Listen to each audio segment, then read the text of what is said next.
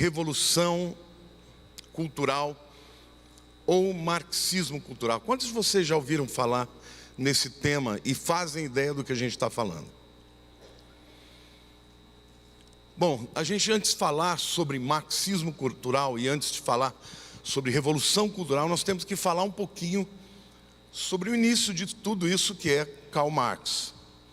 Esse ano está fazendo 200 anos do nascimento de Karl Marx, né? Ele nasceu em 1818 e foi, sem dúvida alguma, o pensador que mais impactou a sociedade que nós vivemos hoje. Bom, o que ele acreditava, o Marx? Marx nasceu e cresceu e viveu na chamada Revolução Industrial. E o cenário da Revolução Industrial é que houve uma mudança do estilo de vida das pessoas. Na era da agricultura, as famílias viviam no campo. E quando viviam no campo, viviam de uma maneira mais, vamos dizer, saudável. Plantavam, comiam, viviam juntas, as famílias agregadas. Então veio a industrialização e as pessoas tiveram que mudar para as cidades. E as cidades não estavam prontas para receber aquela multidão de pessoas. E, portanto, as pessoas viviam em condições opressivas, sem saneamento, muitas vezes trabalhando 7 dias na semana, 17 horas por dia, e de uma maneira, obviamente, inadequada. Marx cresceu olhando para essa sociedade e entendendo que ela era opressiva. Porque enquanto o trabalhador vivia no campo e ele tinha fome, ele tinha ainda o recurso de plantar uma hortinha no seu quintal e sobreviver. Na época da sociedade industrial não havia outro jeito a não ser escravo daqueles que detinham os meios de produção. Então, Marx foi criando uma visão, e ele então fundou a visão comunista, onde o fim de tudo, a visão que o Marx tinha era criar um paraíso na Terra. E ele pega esta visão de Thomas More, que falou sobre a utopia. Já ouviram falar sobre utopia? Utopia do grego significa não, é não e topos lugar. Utopia é um lugar que não existe, mas seria uma sociedade justa, uma sociedade igualitária, uma sociedade onde não haveria diferença de classes sociais e, sobretudo, onde não haveria poder, não haveria um governo. Só que Marx, ele achava que isso não aconteceria de uma maneira natural. E por que ele pensava assim? Porque Marx foi muito influenciado por um outro filósofo chamado Hegel. Hegel escreveu sobre a dialética histórica. Ele acreditava que a sociedade, ela avançava de maneira linear como resultado de uma tese que se confrontava com uma antítese. E deste clash, dessa guerra, desta, vamos dizer assim, confrontação, surgiria uma síntese melhor. Então, o que Hegel dizia é que toda vez que você tinha uma tese, que é o status quo, e vinha uma antítese que a confrontava de maneira violenta, o resultado disso seria uma síntese, ou seja, um resultado ainda melhor. Ok? O princípio hegeliano era o seguinte: faça o mal e virá o bem. Gere o caos e virá a ordem. Marx levou essa dialética para a praxis, levou essa dialética para a prática. Ele não acreditava que a sociedade chegaria ao estado utópico naturalmente. Ele acreditava que era necessária a revolução do proletariado.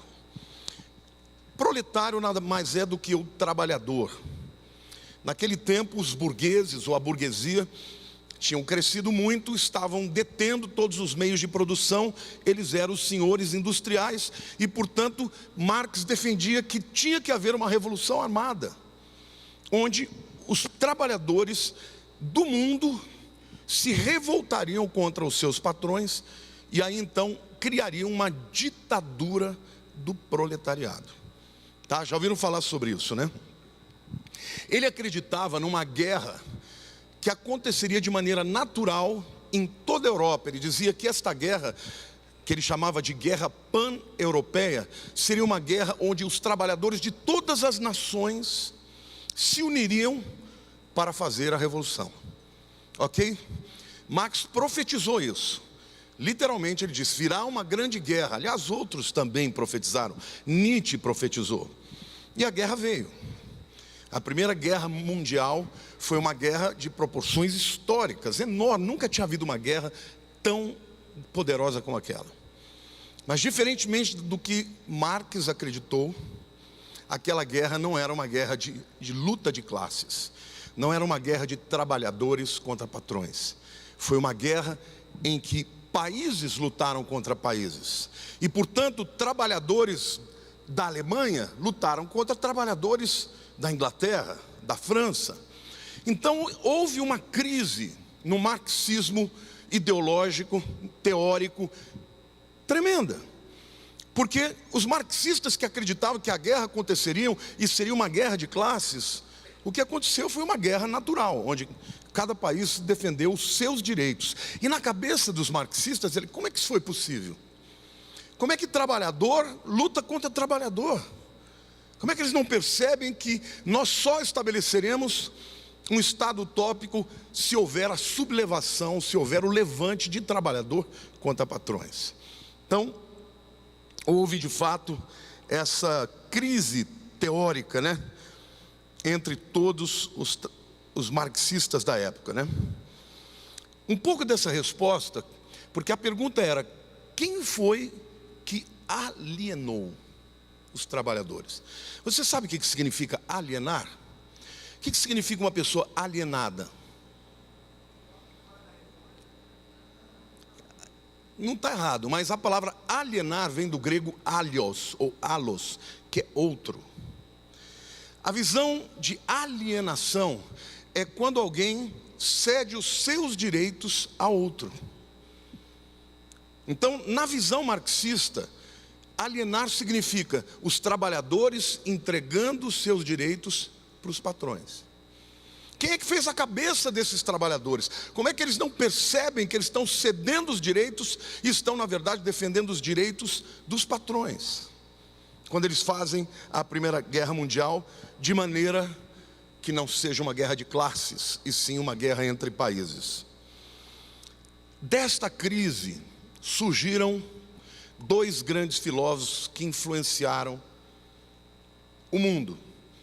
O primeiro deles foi Georg Lukács, húngaro. E o segundo dele, muito mais importante, Antônio Gramsci. Antônio Gramsci foi o fundador do Partido Socialista Italiano. E Antônio Gramsci, ele começou a pensar, mas o que alienou esse povo? Ele chegou à seguinte conclusão: o que alienou os trabalhadores é a cultura. Somado a isso, gente, aconteceu uma coisa muito interessante. Vocês se lembram de quando aconteceu a Revolução Bolchevique? Outubro de 1917, eles ascendem ao poder, certo? Então, o Gramsci e outros pensadores socialistas foram visitar a Rússia. E vocês sabem que quem fez a Revolução foi Lenin, mas depois de terminar a Revolução, depois de eles entrarem no poder, durante 5 anos Lenin ficou implantando a Revolução. Lenin morre e sobe ao poder Stalin. E Stalin fez uma limpeza no partido, gente. Literalmente, ele matou todo mundo que discordava dele.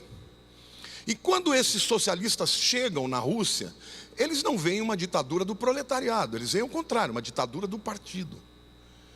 E eles perceberam que o partido era ainda mais opressor do que a sociedade anterior.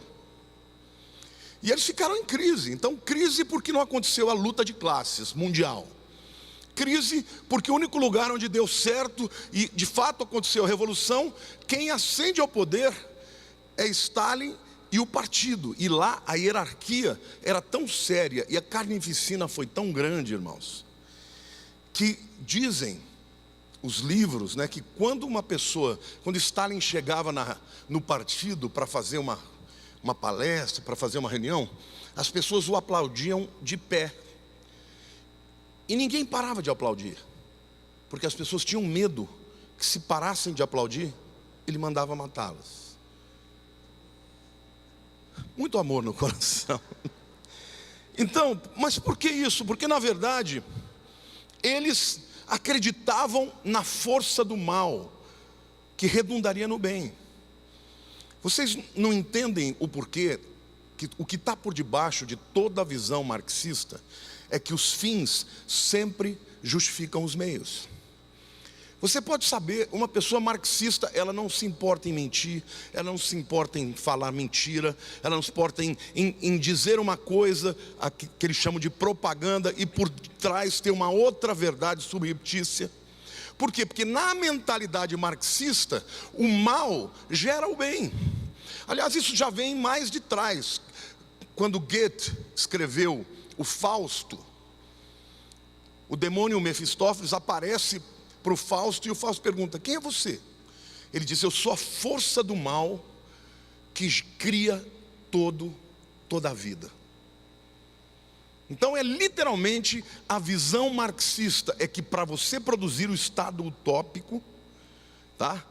Primeiro tem que passar pela ditadura do proletariado.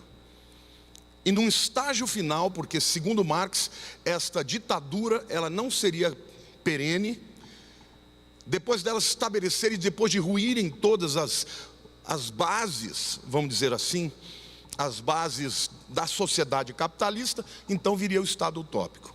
Mas na prática não foi o que aconteceu.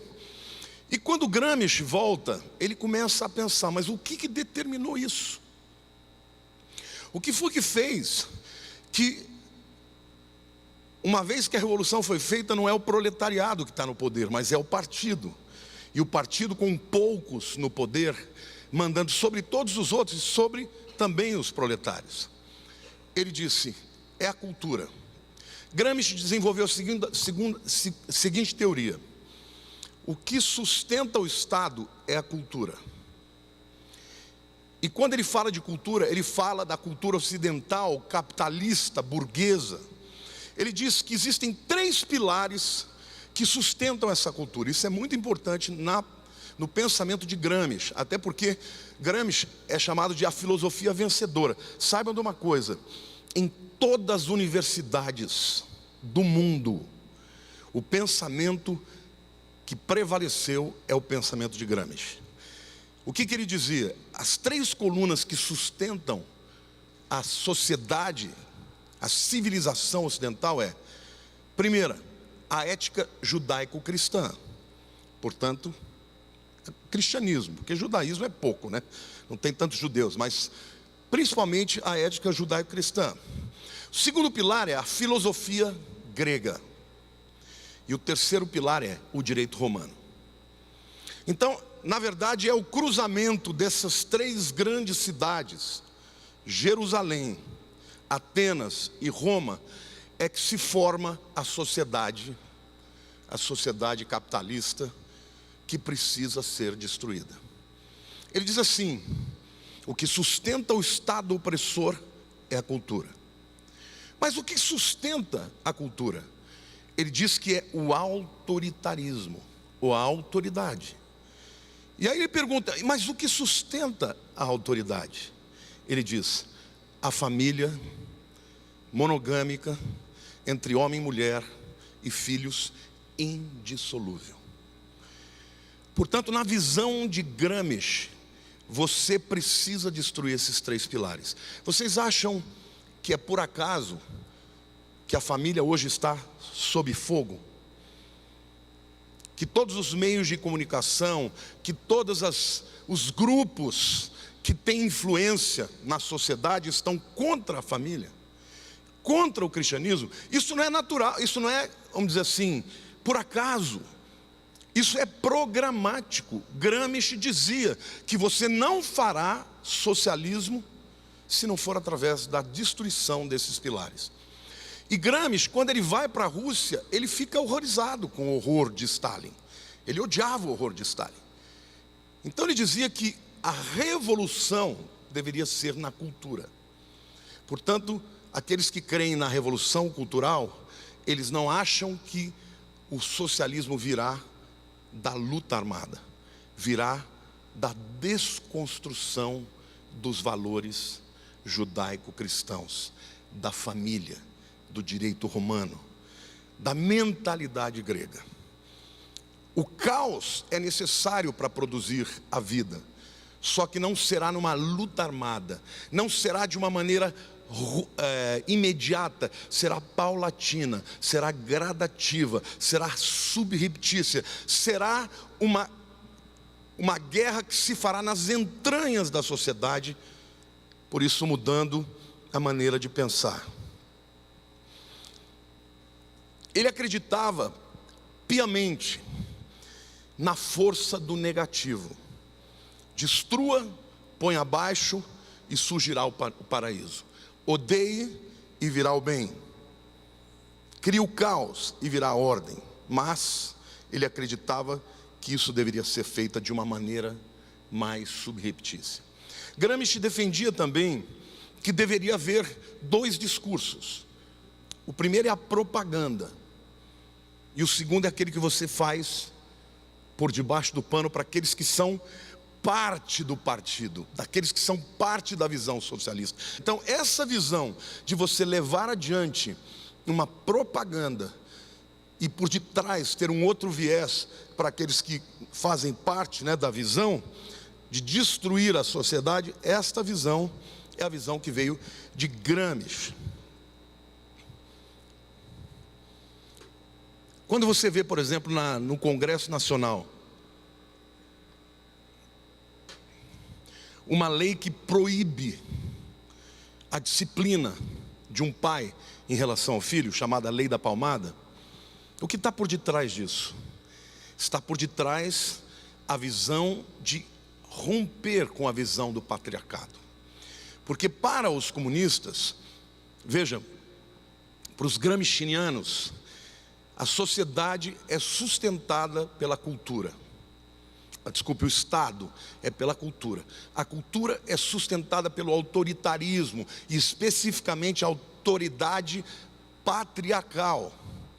Que ele dizia, os filhos são criados debaixo dessa sociedade patriarcal e depois eles se tornam patriarcalistas na sociedade. Então você não deixa de romper. Você não pode romper com os princípios patriarcais na sociedade se você não romper com o patriarcado na família. Então, a propaganda tem muita violência, tem muitas crianças sendo espancadas. A verdade vamos acabar com a autoridade do pai, com a autoridade na família. Esse é o sistema gramsciano. Ele acreditava que a família burguesa, a família cristã, só existia para perpetuar a propriedade privada. Ele literalmente escreve assim: quando você tem filhos, você luta para construir algo para eles. Quando você destrói a família, você já não tem tanta necessidade de perpetuar a propriedade privada. Vocês estão entendendo, irmãos? Eles não estão nem um pouco preocupados com a ética, com a moral, com os indivíduos, com o ser humano. Eles estão preocupados em fazer ruir os pilares capitalistas, que segundo eles, a própria família, que na visão deles, a família judaico-cristã, essa família monogâmica, ela é ruim para o socialismo. Então tem que acabar. Agora, a gente percebe claramente a diferença entre o discurso e a prática. Por exemplo, o discurso do casamento gay, ou da união civil entre homossexuais. O discurso coitados deles. Você nunca vai poder, uma pessoa não pode ser feliz se ela não puder se casar com alguém. O que está por detrás disso? Acabar com a família.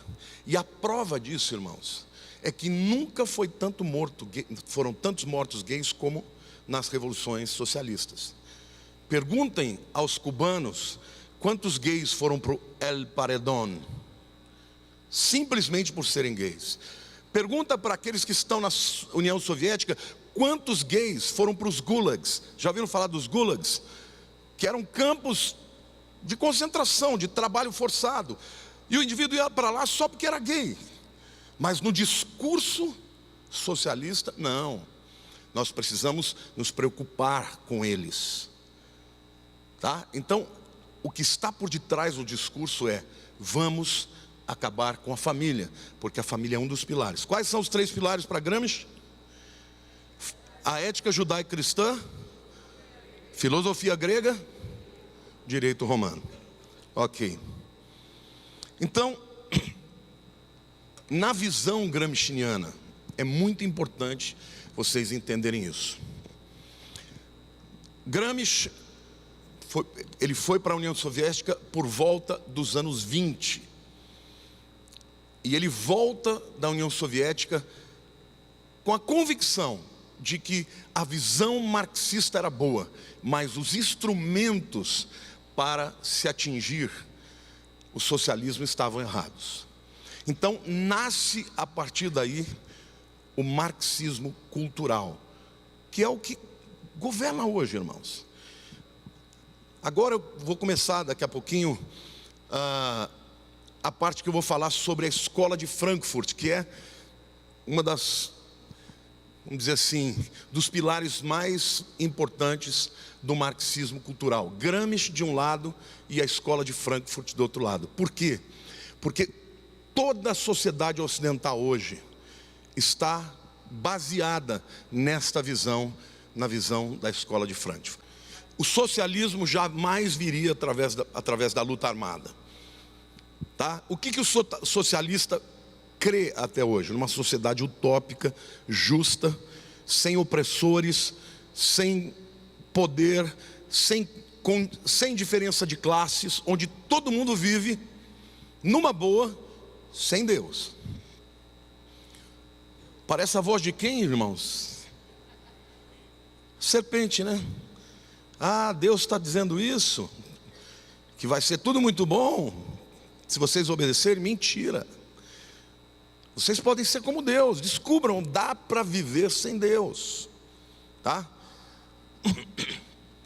No final eu quero passar um vídeo para vocês, que é um vídeo muito interessante, é rapidinho, 6 minutos, mas que é na verdade um briefing dessa revolução cultural.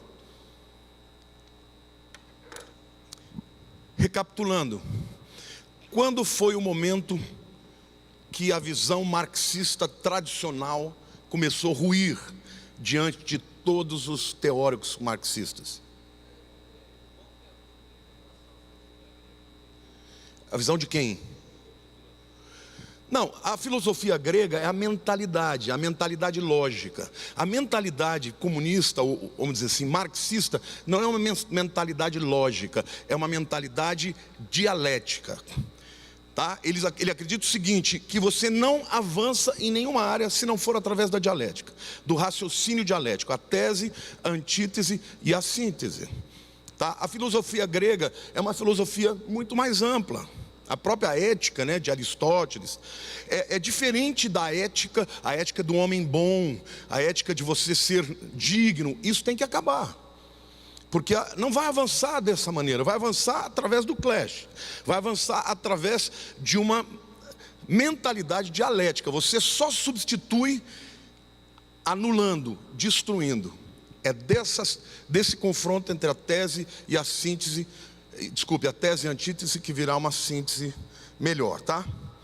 Então a Primeira Guerra Mundial provocou uma crise no marxismo teórico, porque os trabalhadores lutavam uns contra os outros, ao invés de se unirem para fazer a chamada Guerra Pan-Europeia. A pergunta: quem alienou esses trabalhadores? Nada mais é do que a cultura ocidental, judaico-cristã, e isso precisava acabar. A civilização ocidental precisava acabar. Essa era a visão de Gramsci e de Georg Lukács, o húngaro.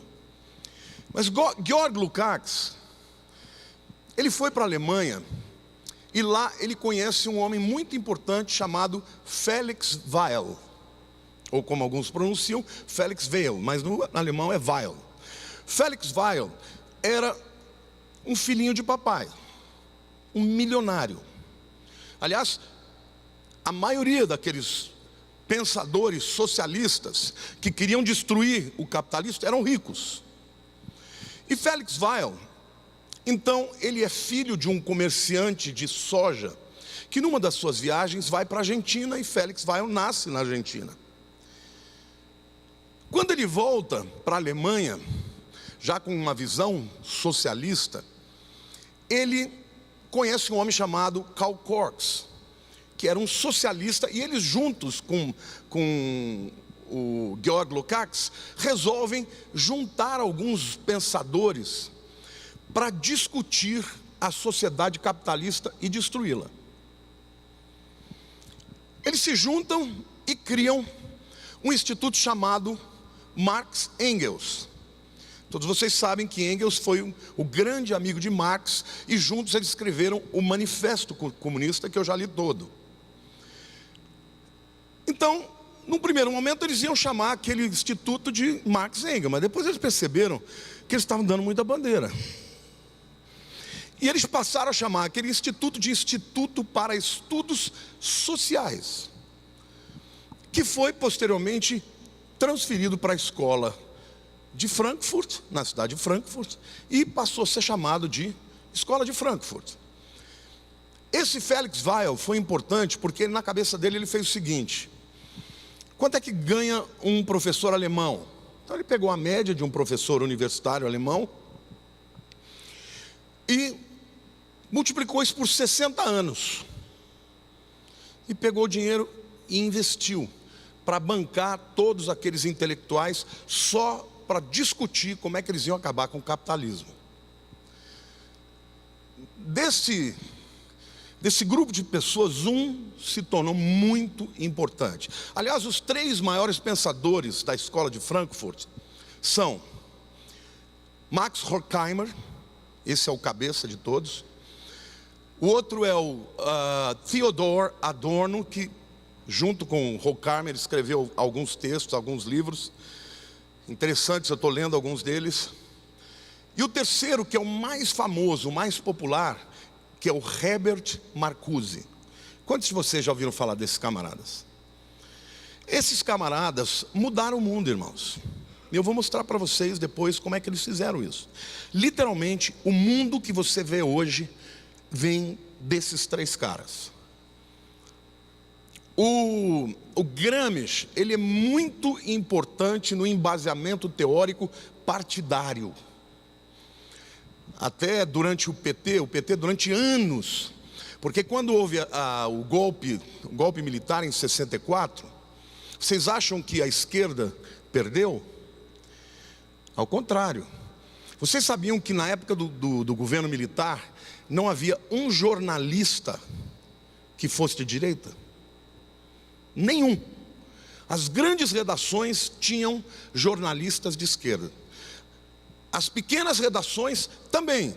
E às vezes os pequenos jornalistas batiam nos grandes, dizendo que eles estavam, do lado do governo. Mentira. Ainda hoje, jornalistas que se opõem à visão da esquerda são alijados. O Pondé fala uma coisa interessante: a esquerda falhou em tudo no mundo, menos numa coisa: na produção intelectual. Você não vê um professor universitário de direita ou conservador que consiga trabalho. Ele é alijado, ele é rejeitado da academia. Então, o PT durante muitos anos, isso quem me contou foi a minha irmã, é fundadora do PT. Durante muitos anos ela foi marxista. E disse que o debate era tremendo. Se eles deveriam seguir a linha marxista tradicional, ou se deveriam seguir a linha marxista gramsciana, da Revolução Cultural. Quem ganhou foi a ala que defendia o Gramsci. Portanto, todo modus operandi do PT é gramsciano: mudar a sociedade, alterar a sociedade. Uma coisa que é importante dizer é que no final da Primeira Guerra, duas foram as respostas para aquele horror que aconteceu e para a crise teórica do marxista. Uma foi uma resposta positiva, uma visão positiva, ufanista, que é o nascimento do fascismo. E para quem não sabe, tanto o fascismo quanto o nazismo nasceram como filhos do socialismo. Então esse negócio de dizer que fascismo é de direita é propaganda comunista. Porque Mussolini era parte do Partido Comunista na Itália. O teórico que criou o fascismo era socialista também. E o próprio nazismo, a palavra nazismo é nazi, é nacional socialismo. Quando Hitler entrou, ele mudou o nome do partido alemão de Partido dos Trabalhadores para Partido Nacional Socialista. Só que a diferença que o fascismo tinha do marxismo, vamos dizer, marxismo cultural, é que ele teve uma visão positiva, ufanista. Eles acreditavam na estatização, eles acreditavam que você tinha que tirar os meios de produção do setor privado e colocar no setor governamental. Só que eles acreditavam em criar um país melhor, voltando para as raízes arianas, voltando para os gregos, não os gregos efeminados, mas os gregos espartanos, porque os alemães acreditavam que eles eram oriundos daí. Além da sociedade ariana, que era uma sociedade primitiva, mas muito nobre. É o que Hitler chamava de primitismo selvagem. Desculpe, primitivo selvagem não, é a nobreza selvagem. Hitler acreditava, queria criar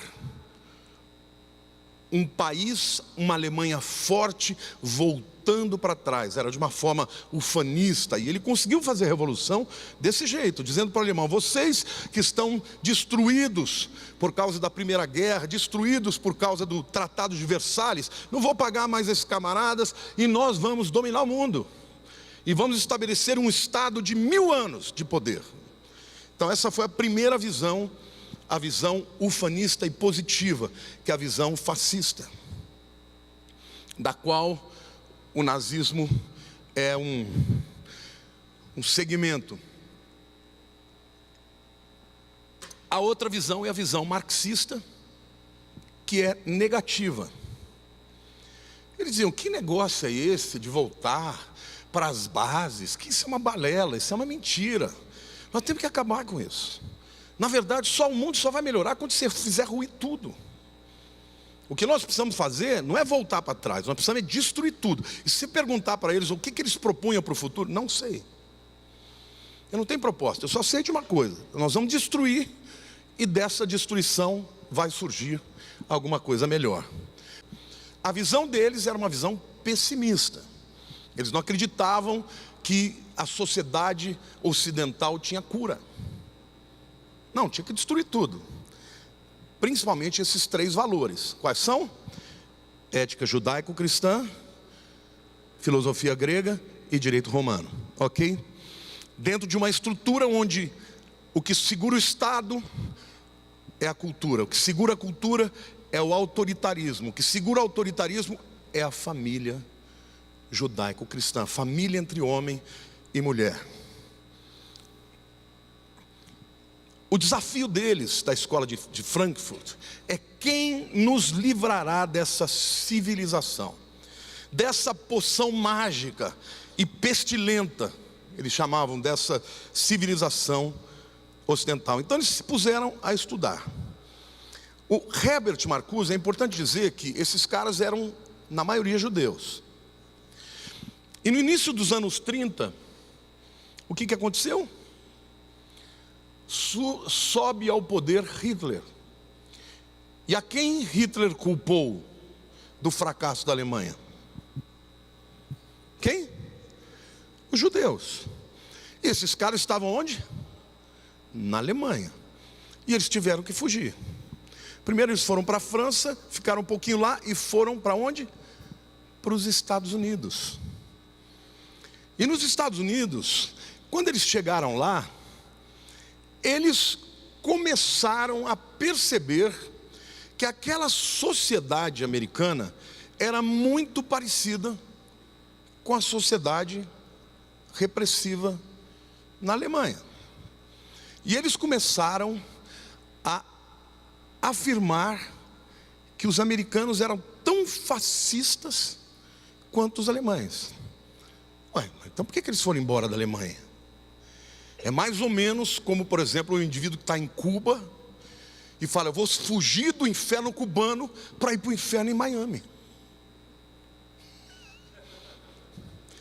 E o inferno lá em Miami é tão ruim que eu estou disposto a enfrentar os tubarões. Mas foi o que aconteceu. Chegaram nos Estados Unidos e eles foram logo se instalando nas universidades. Primeiro na Universidade de Columbia, em Nova York. Depois na Universidade em San Diego, na Califórnia. E por último na Universidade de Chicago.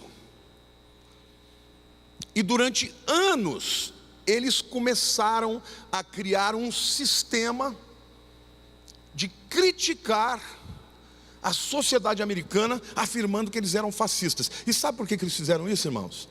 São muito inteligentes. E eles perceberam que os americanos, durante a época da Segunda Guerra, a coisa que eles mais odiavam eram os alemães. Então eles começaram a acusar os americanos, a sociedade americana, de ser exatamente aquilo que eles mais odiavam. E começaram a fazer a cabeça dos jovens para estabelecer o marxismo cultural lá nos Estados Unidos. Agora é muito importante que vocês entendam o seguinte: o princípio da escola de Frankfurt, do marxismo cultural, é desconstruir. Você já ouviu falar de escolas desconstrutivistas? Quantos aqui já ouviram falar? O que eles vão desconstruir? Os valores da sociedade ocidental. Você já ouviu falar de escolas que dizem: a nossa escola é boa, porque ela ensina o nosso povo a criticar. A criticar o quê? Os princípios da sociedade ocidental. Isso tudo faz parte desse marxismo cultural, porque é necessário destruir a civilização para que das cinzas nasça algo melhor.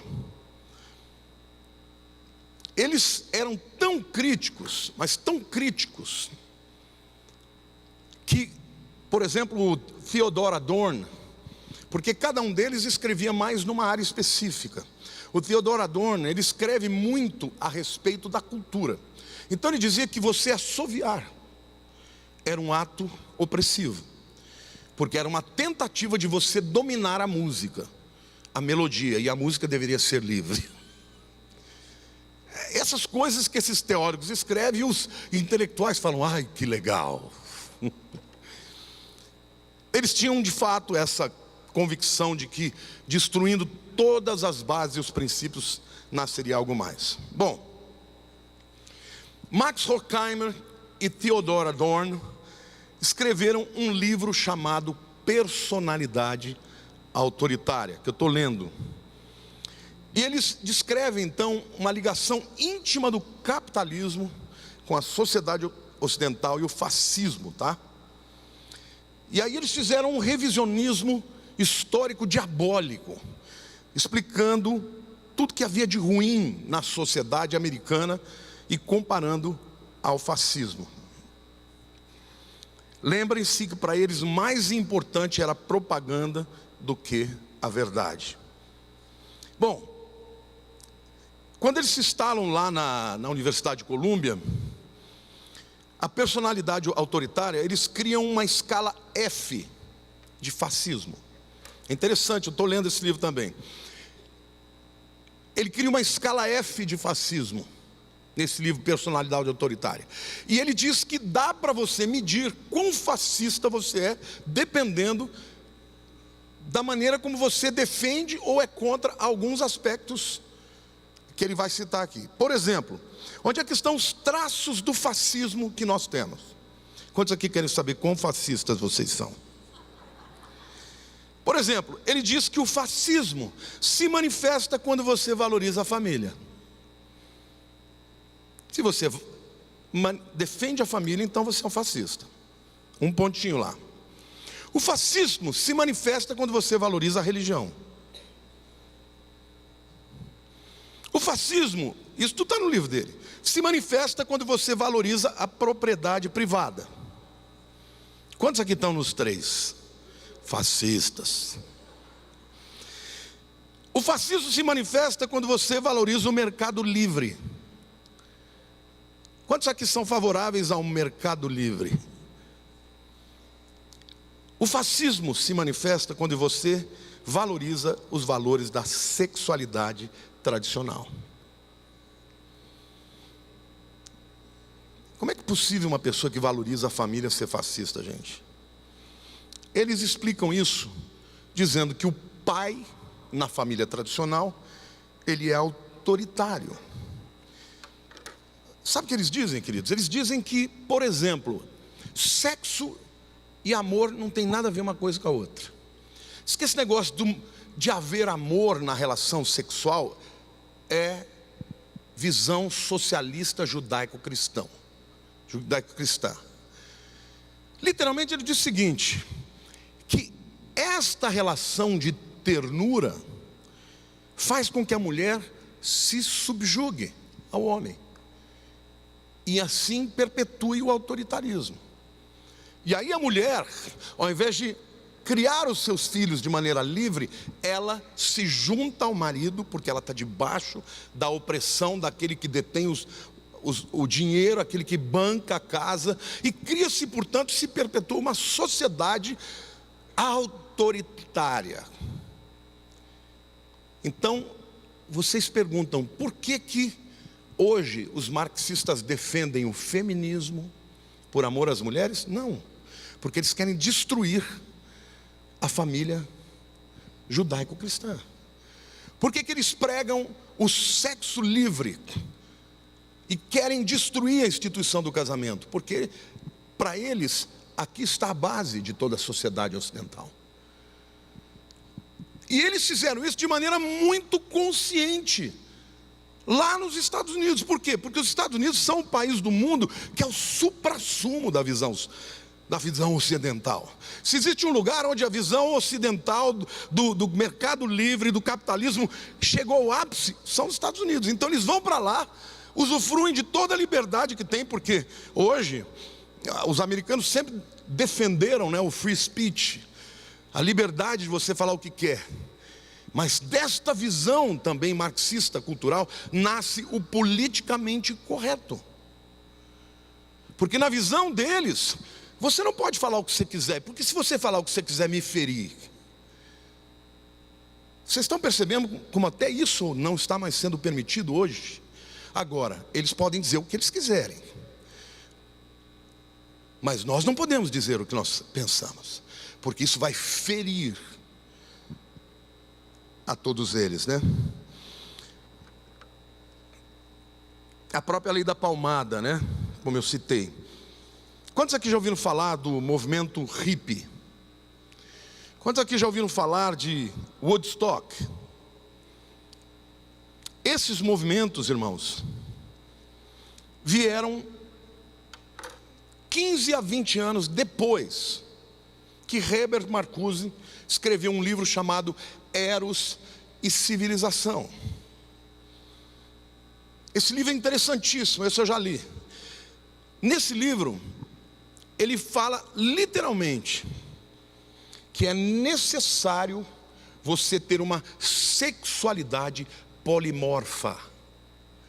Ele diz que essa visão de você ter uma sexualidade baseada somente na genitália é errada. Ele diz, você tem que gerar uma sociedade que seja erotizada. Olha a visão desse Marcuse. Ele dizia o seguinte, o homem E ele escreve esse livro Eros e Sexualidade, analisando Freud, e especialmente a psicanálise. Ele diz o seguinte: o homem que se reprime, ele fica nervoso, ele fica com raiva. Quando você não faz sexo com quem você quer, do jeito que você quer, você fica bravo. E essa repressão, Freud já dizia, é ruim para a sexualidade. Quando o homem não faz sexo e fica bravo, o que ele faz? Guerra. E ele dizia: por que os americanos fazem tanta guerra? Porque eles não fazem sexo. E quando ele faz guerra, ele conquista outros territórios, e com isso ele favorece ao capitalismo. Vocês já ouviram a frase, faça amor e não faça guerra? É de Herbert Marcuse. 15 a 20 anos antes disso aparecer em Woodstock. Vocês já viram de falar, paz e amor, bicho? Ele cunhou esses termos. Paz é não faça guerra. Amor é faça sexo. Transe à vontade. Porque na cabeça deles, quanto mais o indivíduo transa, menos ele faz guerra. Não fazendo guerra, ele não conquista. Não conquistando, o sistema capitalista vai se derretendo. Eles dizem, quando ele escreve, o Horkheimer fala da teoria crítica. Quantos já ouviram falar desse livro? No livro da teoria crítica, ele diz que você tem que criticar tudo. E ele diz que a sociedade não suportará a crítica e vai derreter como gelo ao sol. Então, dentro dessa mentalidade, eu estou citando muitas coisas aqui soltas para você perceber como esses camaradas influenciaram o mundo. Os anos 60, a revolução sexual começou na cabeça desses camaradas. Então hoje, quando você vê nas escolas, até na escola média, os jovens vindo com esse discurso, isso é repressão, isso daí é um discurso burguês, vem deles. Agora não se esqueçam, qual é o objetivo desses camaradas? Destruírem a visão judaico-cristã, a mentalidade grega e o direito romano. Através do embate, do processo dialético, acreditando que o que virá é bom. Mas eles não propõem nada. O que eles propõem é vamos destruir. E o que virá depois será melhor. Então, essa tese do Marcuse demorou quase 20 anos para ser colocada em prática através desses movimentos culturais, né? Ele dizia o seguinte: o americano é puritano, porque tem uma moral tradicional. Ele reprime o sexo, fica agressivo, por isso faz guerra, e é oportuno para o sistema capitalista, porque ele precisa de novos mercados. Então, conquistar de maneira imperialista acontece muito mais numa sociedade eticamente falando conservadora. Então ele diz que o americano heterossexual, monogâmico, adoraria fazer sexo livre, mas o sistema opressor, a cultura ocidental, o reprime com a ética judaico-cristã, porque não exerce a sexualidade, fica agressivo e faz guerra. Então o que ele diz? Nós precisamos fazer com que esse puritano e reprimido faça sexo. Queridos, não é à toa que os filmes de Hollywood, aliás, Hollywood é a maior propagandista do marxismo cultural. Toda a mentalidade de Hollywood, não se esqueçam, eles foram para a Califórnia, é essa visão, destruir. Lá estão todas as bandeiras que são contra a visão capitalista ou a visão conservadora. Ele escreveu sobre sexualidade polimorfa.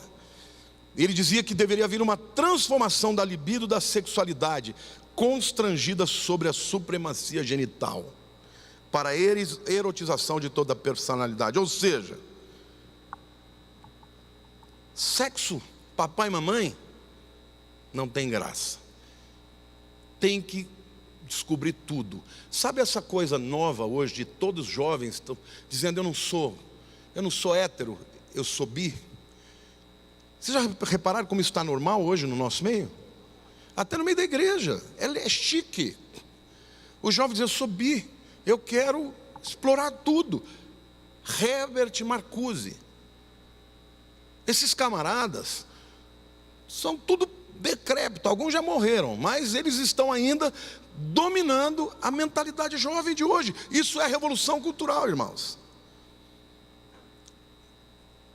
Porque hoje nós estamos enfrentando isso porque os Estados Unidos são os produtores de cultura. Quem determina a maneira como os jovens pensam hoje são os americanos. E os americanos que outrora, os Estados Unidos, que era um país altamente cristão, é uma sociedade pós-cristã hoje, irmãos. É uma sociedade onde a mídia só defende esses valores. Politicamente correto, liberdade, contra os valores conservadores. E eles se utilizam de métodos, aqui não está na pauta, mas nos Estados Unidos também tem um outro nome muito importante. Quantos de vocês já ouviram falar de Saul Alinsky? Você devia ler esse cara. Quem lê inglês, compre um livro chamado, esse eu li também, chamado 13 regras para radicais. Saul Alinsky foi um pensador, um camarada que fez a teoria dele, a tese dele de mestrado com Al Capone. Ele literalmente se tornou discípulo do braço direito do Al Capone. Dentro da máfia americana, ele descobriu tudo que o camarada fazia. E dali ele lançou as teses dele. Esse cara era um radical e ele ensinava os seus alunos como é que eles iriam destruir a sociedade americana. Sabe quem era discípula direta de Saul Alinsky? Hillary Clinton. Discípula direta. E ele ensinava: minta. Lá nesse livro, eu até tenho aqui, eu vou ler aqui algumas coisas para vocês que eu acho interessante. Não está só para dar uma pincelada rápida, eu vou ler aqui as.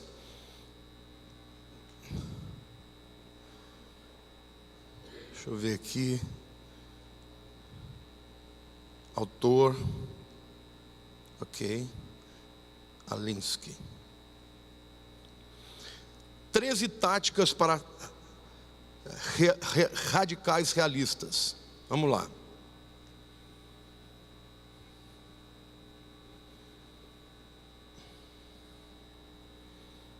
Vou ler só os títulos dos capítulos para vocês verem. Aliás, nesse livro, o Alinsky, ele diz assim: poder não é somente aquilo que você tem, mas aquilo que o seu inimigo pensa que você tem. Essa é a primeira regra. Segunda regra: nunca vá para fora da experiência do seu povo. O que ele está dizendo? Quando você está numa discussão, fale daquilo que eles querem ouvir. Já ouviram isso, alguém usando essa tática? Não fale a verdade, fale o que eles querem ouvir. Terceira regra é: sempre que for possível, saia da experiência do seu inimigo. Aqui você quer causar confusão, medo e retrocesso. Ou seja, você percebe que o teu inimigo está defendendo um ponto que ele é bom. Tire ele daquela zona de conforto. Fale daquilo que ele não é bom. Tática do Alinsky, para você vencer, dominar e conquistar e destruir. Quarta regra: faça o inimigo, isso aqui é tremendo, faça o inimigo viver nas suas próprias regras. O que eles perceberam? Que os cristãos têm problema de consciência quando eles não vivem o que eles pregam. Então ataque onde você sabe que eles não estão vivendo. Incrível, né? Porque você pegar um marxista desse e tocar no ponto, ele mente na tua cara. De jeito nenhum, o quê? Você está louco? Não peguei, não era meu. Juro de pé junto. Ele diz assim: a quarta regra carrega dentro de si mesmo a quinta regra. Ridicular é a arma mais potente de todas. É quase que impossível contra-atacar o ridículo. Gera fúria para a oposição, que então reage para a sua própria vantagem. Vocês já perceberam como na mídia esses humoristas estão sempre ridicularizando os crentes?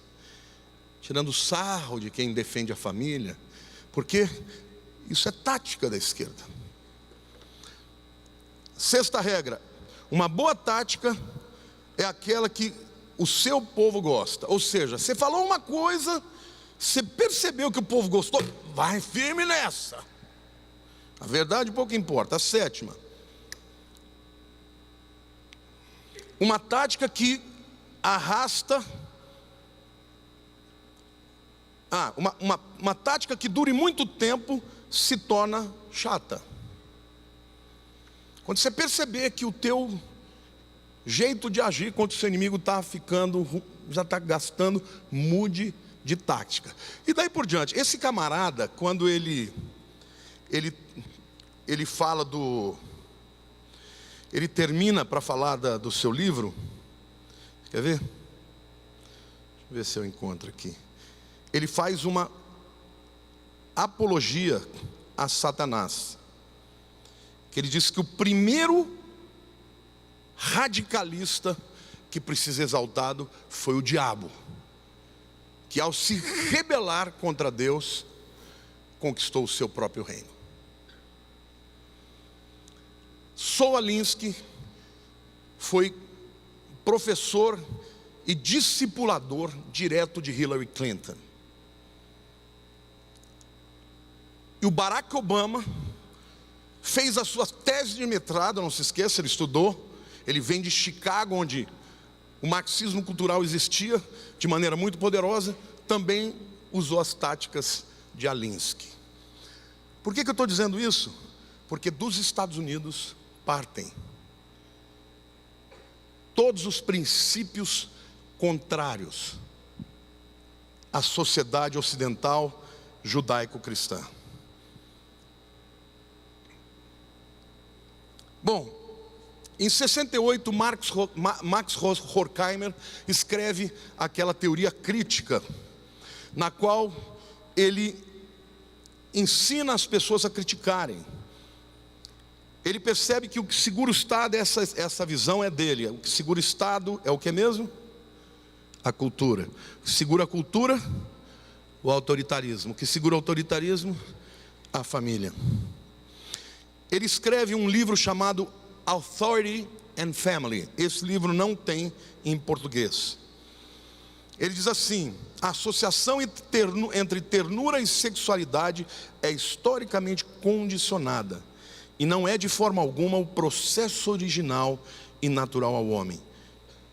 Assim como amizade e fraternidade se tornam naturais ao homem. Eles estão entre os elementos que ocupam um certo papel no desenvolvimento social. O que ele está dizendo? Amizade, isso é coisa para amigos. Sexualidade não combina com ternura. Sexo é sexo, ternura é ternura. Quando você junta as duas, você cria uma família repressiva. Essa é a mentalidade deles. Então, se eu perguntar para vocês o que é o marxismo cultural, vamos recapitular? Primeiro, é um marxismo heterodoxo, porque ele não usa a metodologia de Marx, que era fazer com que o socialismo acontecesse através da luta armada. Qual é o método dele? Mudar a cultura. Gramsci falava claramente. Ele usou a figura da pirâmide social de Marx, em que embaixo havia infraestrutura em cima a superestrutura, ele dizia: não adianta você mudar a infraestrutura, que para Marx era o que? Os poderes econômicos, os meios de produção. Não adianta você derrubar por baixo, você não vai conseguir, porque eles são muito poderosos, é uma coisa milenar.